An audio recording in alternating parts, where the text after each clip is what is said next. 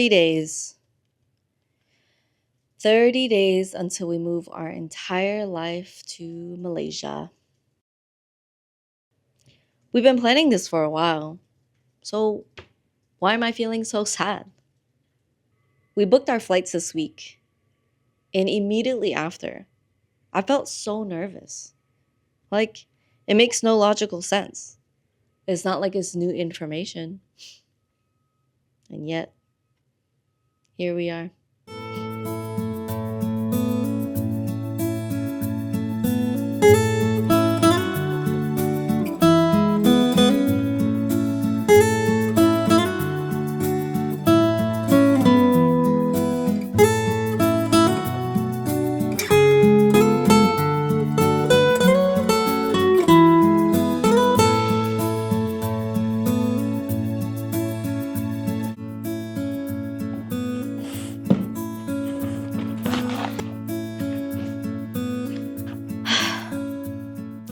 We announced that we're leaving New York a week ago.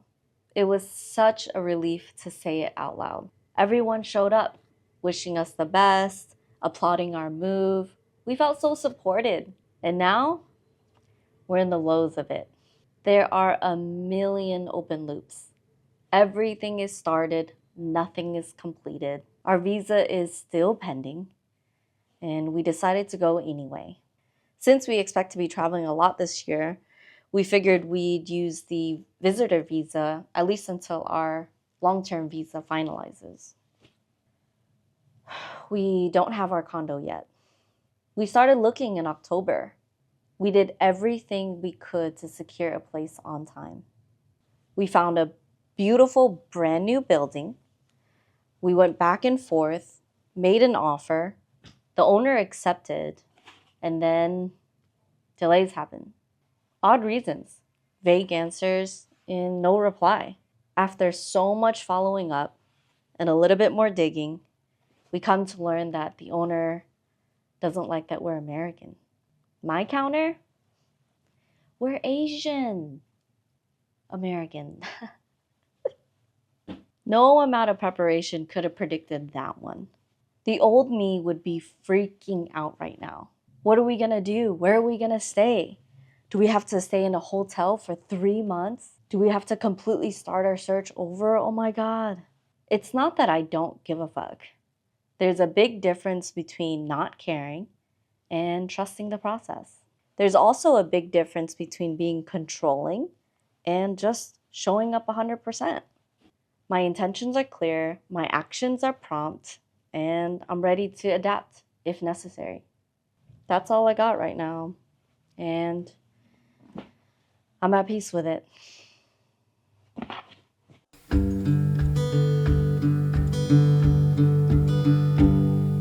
What are you gonna do about your birds of paradise?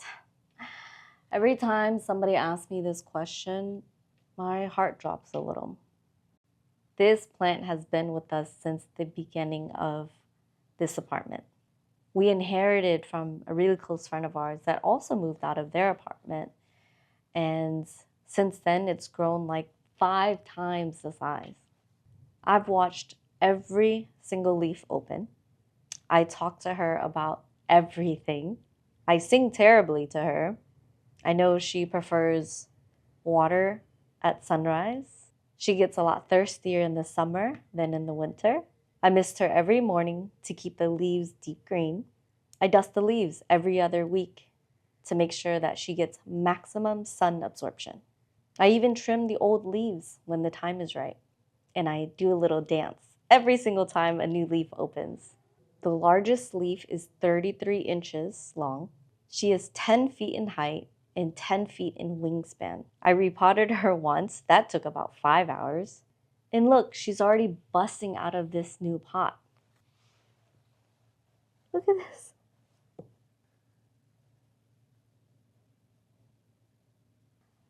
Letting go of this one is hard. I have to find her a good home, one that has at least just as much sun, hopefully just as much care. I'm not sure if anybody will love it as deeply as I have. I do know that if I don't cut the old leaves often enough, it limits her growth. The old leaves pull resources from the new leaves on its way down. It takes and takes until there's nothing left. But if I cut the leaves early on, she grows aggressively. Not all leaves should be cut. Eventually, the glossiness fades, the green gets dull, and it doesn't absorb sun as efficiently. I don't cut it for no reason. I cut because I can feel that the leaf has already given all it could give. I think letting go works the same way. If we hang on to things that are dull, barely hanging on, we miss out on the parts of us that are ready to grow and bust out of a pot.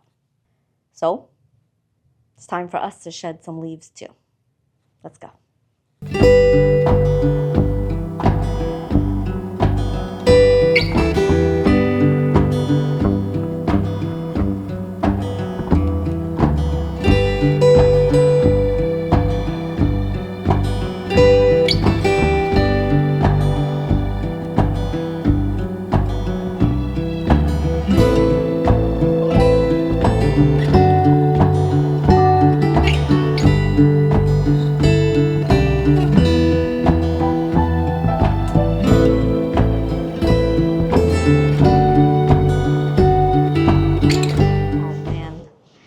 It's been a busy day. You know, letting go is not fun. Detachment isn't the same for everyone. I think Carlo and I are complete opposites in this. My mindset is just get rid of it, and you'll feel the absence of something you need. And if you need it bad enough, then you'll buy something that fits that need perfectly. Carlo, on the other hand, is a complete opposite. He's all about the what if I need it and it's not there. I mean, look, no wrong answers. I'm just saying that we're reaching the same destination, just taking our own paths, you know? Has it been easy for you? No, because you are way better at letting go than I am. We both know this. Yeah, but what's been the hard part for you? Just letting go, learning to let go. Look, I have a box of cables. You know, I might need those cables one day, and then on the off chance that I do need that cable is right there. That's one of them. Second is you're trying to suggest to your viewers and our friends that there is a better answer than my answer. No, not entirely. No, that's not fair. I'm just saying, like, I like to move fast, right? Right. But there's drawbacks to it. I'm the type that will throw out the box of cables, and then the day comes, I need the cable, and I'm like, oh shit, I gotta buy the cable when I could have just had it. But I think it comes from my background of my parents always moving from place to place. We never really stayed in one place for a long time. And honestly, everything we had got passed down to somebody else, and everything we even got was passed down from somebody else. So we never really got to keep a lot of things, and we didn't come from a lot of money, so we didn't buy a lot of nice things. And to be honest, my parents are just always throwing shit out and moving on. So that's kind of been all my life. But you're like the complete opposite. Well, I feel like I have a very typical Asian American immigrant experience of where my parents and my family, or just anyone in my family, like no one wants to throw anything out because at one point it had value, or one point we paid for it. It doesn't need to make sense. It doesn't have to be something that we used now or lately, but it's still that mindset of like, oh, we paid for it, like we're gonna keep it forever, we're never gonna let it go. And I just like, that's what I was brought up in. So it was just very hard for me to learn to let go. But as an adult, especially living in these tiny New York City apartments, you know, you have to learn to let go. You can't, or else you're just gonna end up with a bunch of stuff, too much stuff, and it just gets cluttered. And then, you know, then that's the space that you live in. And that's just something that I've learned as an adult, to just let go and just live in a more clutter-free space. True. I mean, I think you've been doing great so far, but there's more to go. Thanks.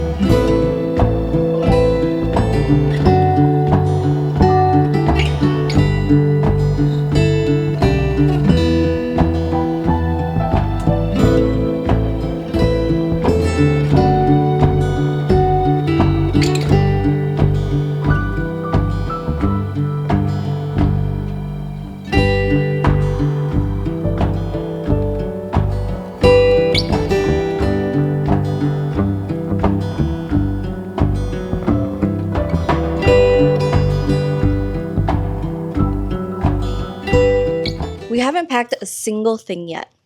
And every time I think about packing something, a part of me goes, you can be without it. We have this urge to hang on so tightly to the things that bring us comfort, our identity, our security. Even when there's no utility for it, there's this illusion of what it does for us. And the idea of not having it, it tears us up inside. I think detachment exists in layers. What it does for you, what it's done for you, what it means to you, and the gaping fear of not having it. That last layer is the one that keeps us stuck. Here's one truth that won't leave me alone. Our soul came into this world with 3 things: our body, our mind, and our hearts. That's it. And since then, we've been collecting. First, things that we needed, and then things that just settled into our space as we outgrow them. We store them under our beds because of what they mean to us, and we never get rid of them because we don't want to feel that gaping hole of not having it. So they sit, collecting dust, watching us grow. When we leave this world, none of it comes with us.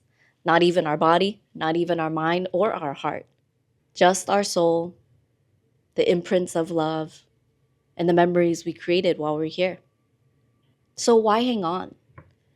Why do we suffocate ourselves with the past? Material things were never the point. They are just the instruments used to create the song of our memories. The beauty was never in the instrument. The beauty is in the song.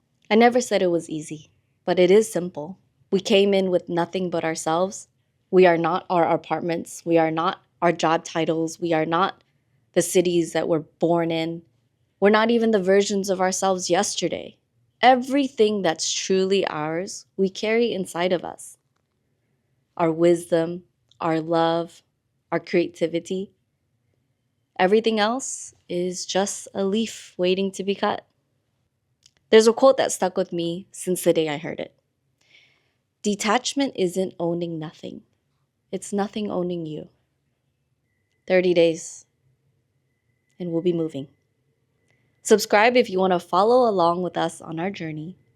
Look for a new episode every Tuesday. I'll see you then.